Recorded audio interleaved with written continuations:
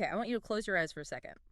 Picture a Maserati. What's the very first thing that hits your brain? Oh, the sound. It's the sound, right? It isn't the leather, is it? It's not even the Trident badge. It's that angry, guttural roar of an engine. It's just acoustic violence in a tuxedo. It really is. It's the brand's heartbeat. I mean, historically, you heard a Maserati long before you ever saw it. Right.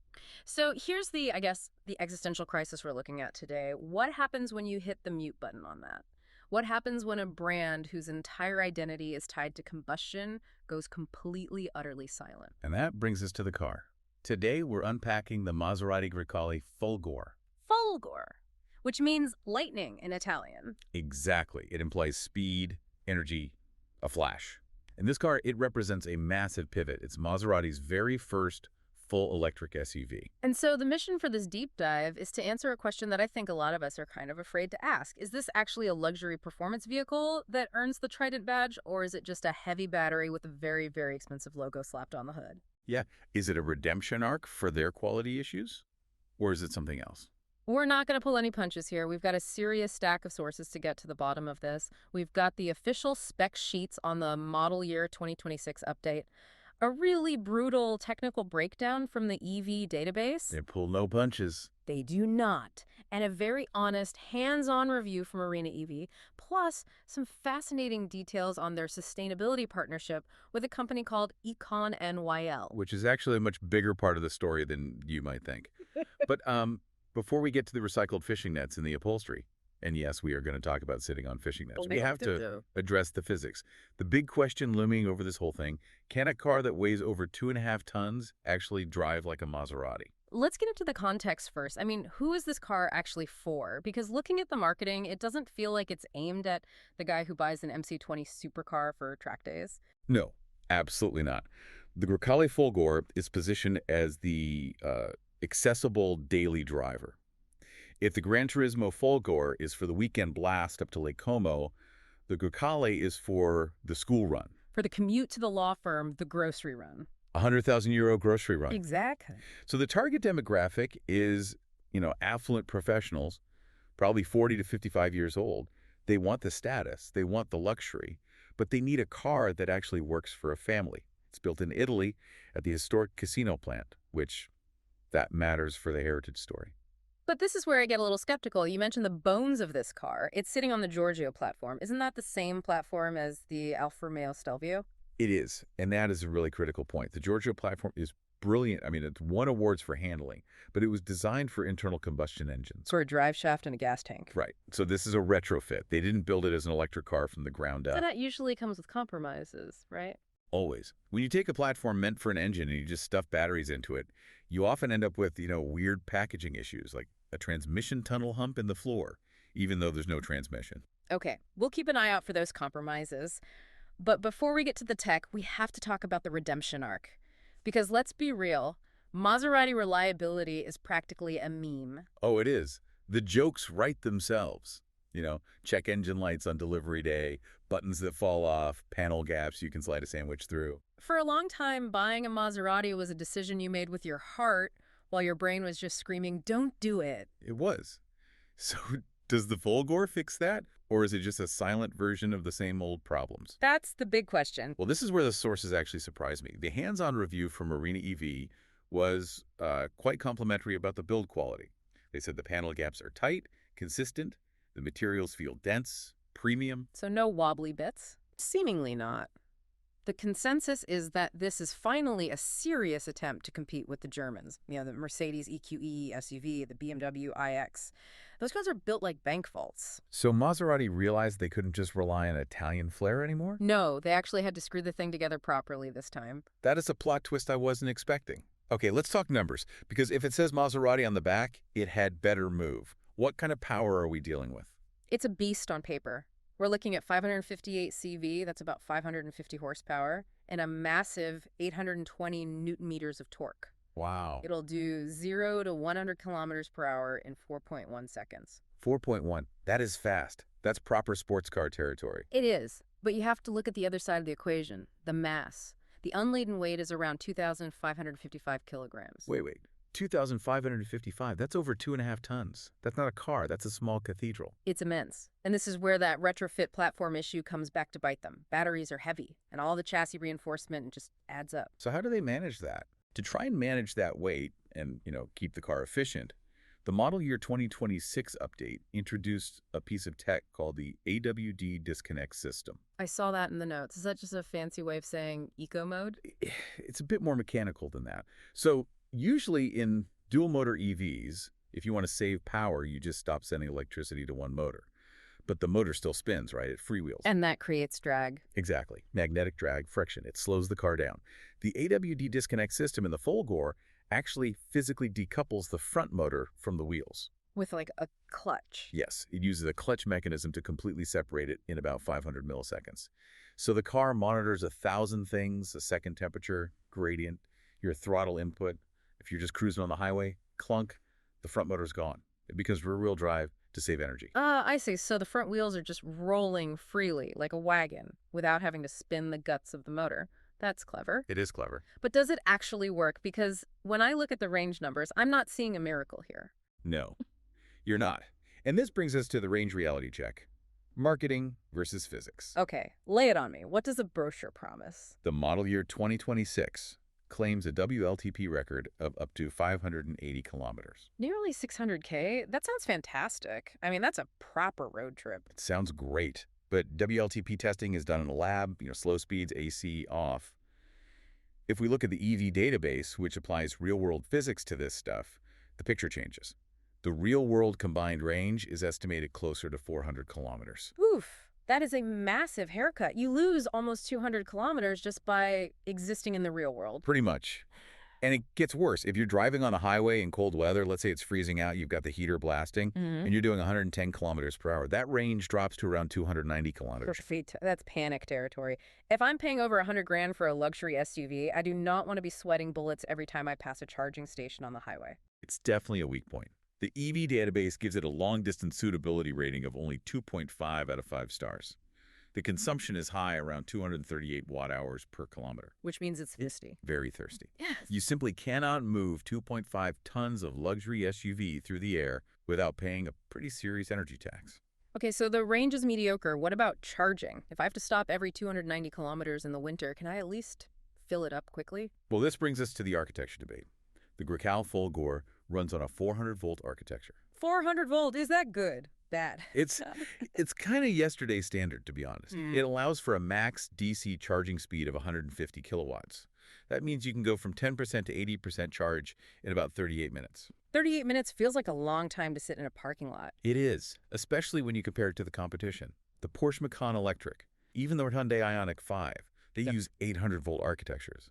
They can charge at nearly double that speed. Double. So what does that look like? A Porsche can do that same charge in about 18 to 20 minutes. That's a huge difference. That's the difference between grab a coffee and go and eat a full meal and scroll through your phone for a while. Exactly. When you're positioned as a premium cutting-edge product, being stuck with 400-volt charging while cheaper cars are moving to 800-volt, it just feels like a miss. So mechanically, it's a mixed bag. Fast but heavy, clever tech but thirsty. Let's talk about the subjective stuff, the design. Because if you're buying Italian, you're buying it because you want to look back at it when you walk away. And the design reviews are, well, they're polarizing. Yeah. It all centers on the face of the car. I saw a comparison in the notes that made me wince. Ford Puma? Yes, the Arena EV review pointed this out. The Ford Puma, for anyone who doesn't know, is a small, budget-friendly crossover. And it has these high-set headlights and a rounded grille. It looks friendly. It has a smiley face. And a Maserati is supposed to look like it wants to eat your children. Exactly. It should look aggressive, predatory. But the Grecale Folgore, because of aerodynamics and pedestrian safety, has this softer, happier expression. Nice Ford Puma, buddy. That is the last thing you want to hear at the country club. It's a sore point. But there's a detail about the front end that I found absolutely hilarious. It goes back to that retrofit platform issue we talked about. Oh, this is my favorite part. The grill. Tell them about the grill. So the Grecale is also sold as a gas car. The gas car needs a big open grill to suck in air to cool the engine. The electric one doesn't.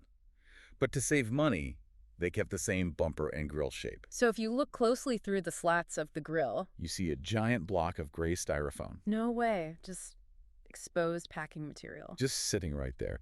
It's for impact absorption and structure, but they made zero effort to hide it. The reviewers found it almost funny.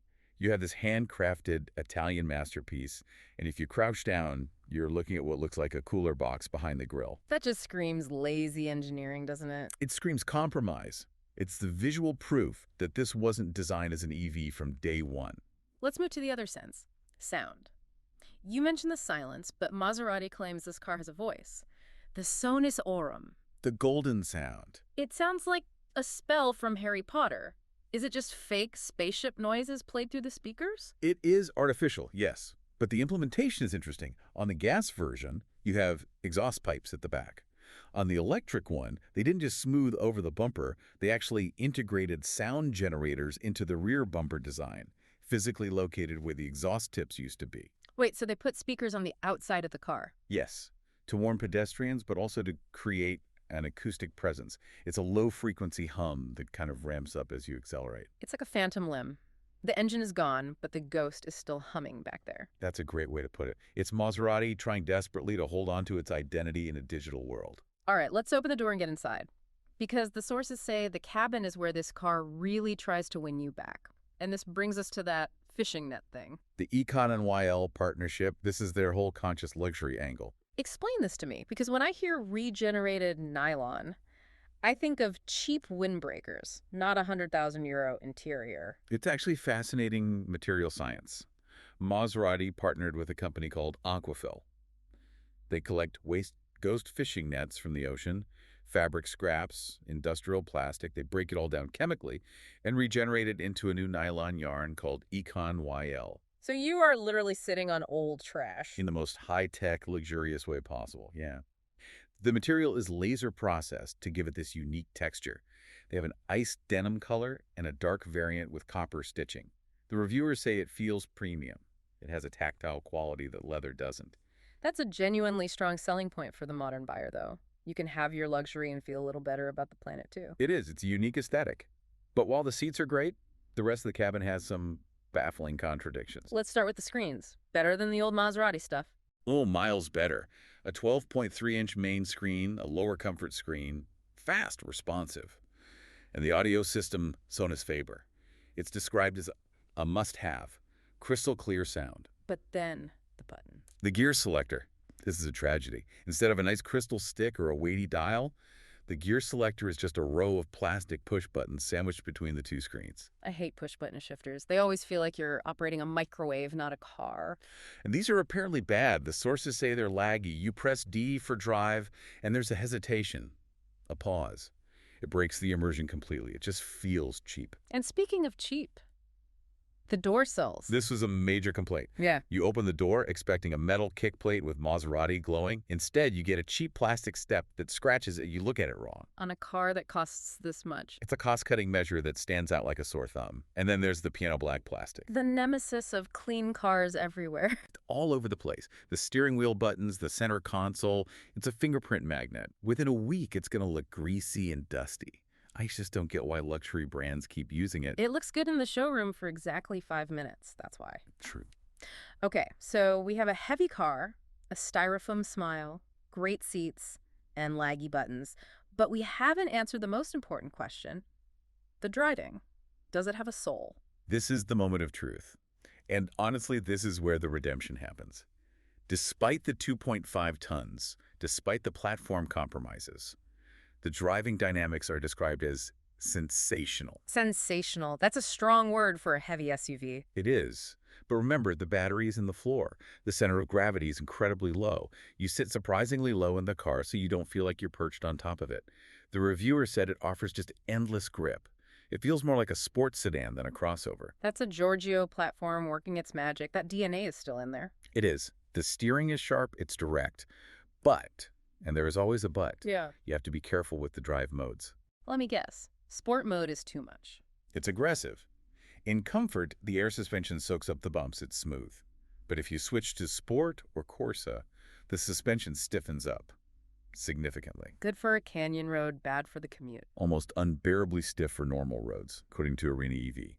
If you hit a pothole in Sport mode, you're going to feel it in your spine. It loses that luxury composure. So it's a Dr. Jekyll and Mr. Hyde situation. Very much so. But that dichotomy is part of the appeal for some people. It's not numb.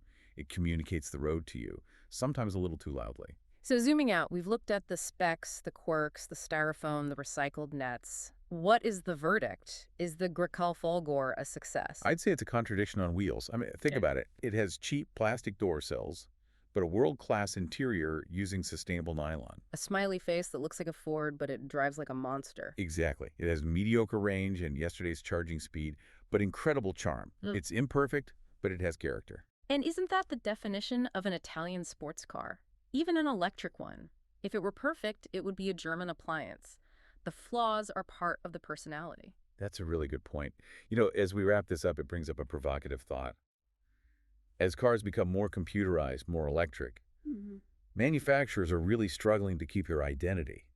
An electric motor feels like an electric motor, whether it's in a Kia or a Maserati. They're terrified of becoming generic. Right, so Maserati used sound generators in the bumper, digital clocks with G-force meters, and these distinct driving dynamics to try and keep theirs alive. But the question for you, the buyer, is that soul enough to justify the price tag when you could get better range and faster charging elsewhere? Are you buying the specs, or are you buying the vibe? It's the eternal battle between the spreadsheet and the heart.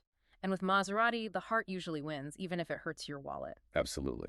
Listen, before we sign off, we just want to take a serious moment and thank you, yes, you with the headphones on, for spending your time with us on this deep dive. We know you have a million things to do and plenty of other things to listen to. It genuinely means a lot to us that you chose to spend this time unpacking the world of electric luxury with us. We really appreciate your curiosity and your attention. It's what keeps us digging through these stacks of reports. Thank you for tuning in. Catch you on the next deep dive.